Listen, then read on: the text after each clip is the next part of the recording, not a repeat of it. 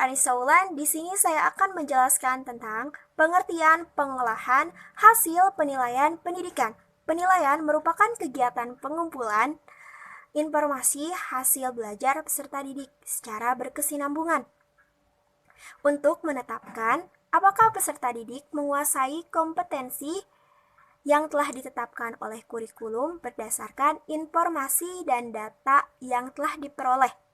Nah, setelah data dan informasi terkumpul, baik secara langsung maupun tidak langsung, maka langkah selanjutnya yaitu pengolahan data atau biasa disebut dengan hasil penilaian.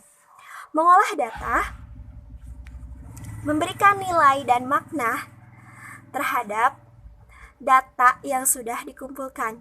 Jika data tersebut berisi prestasi belajar, maka pengolahan data tersebut memberikan nilai terhadap peserta didik berdasarkan kualitas belajarnya. Terima kasih.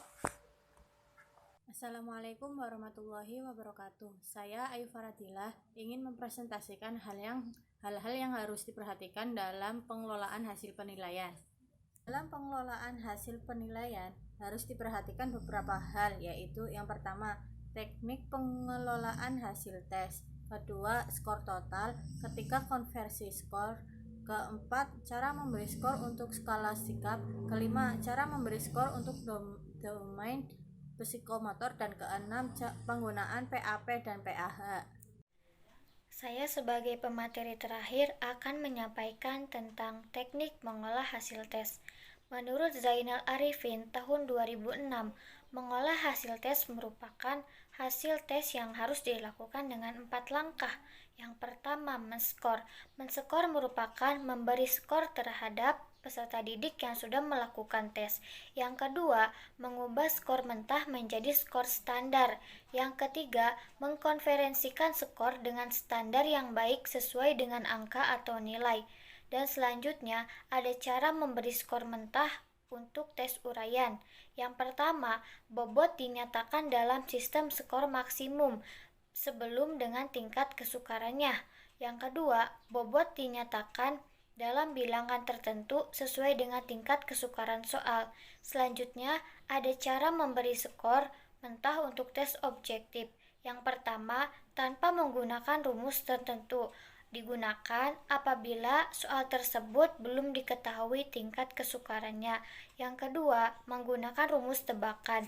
Digunakan apabila soal-soal tes tersebut sudah pernah diuji cobakan sebelumnya dan agar diketahui tingkat kesukarannya.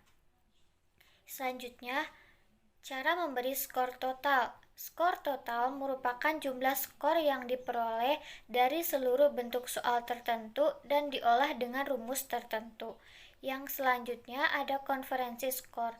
Konferensi skor merupakan proses transformasi skor mentah yang dicapai peserta didik ke dalam skor terjabar atau skor standar untuk menetapkan nilai hasil belajar yang telah dilakukan oleh peserta didik.